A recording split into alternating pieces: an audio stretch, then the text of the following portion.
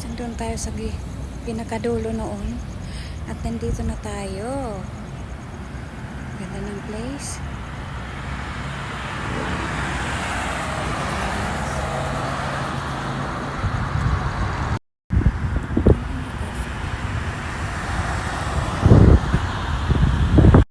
Grabe init guys, pawis ko oh. Guys, yung aming hotel. Ang saya ko guys ngayon umaga kasi hindi ko expecting na makakarating ako dito sa bridge. Malapit na ako sa bridge guys. Lakad lang ako hanggang doon sa sa hotel na pinag-istayan namin dati. Ito na guys, dahil grabe ang init, parang hindi ko na kaya maglakad papunta doon. Dito lang tayo sa may bridge. Ayan o. Habang bridge and papunta doon sana sa barko.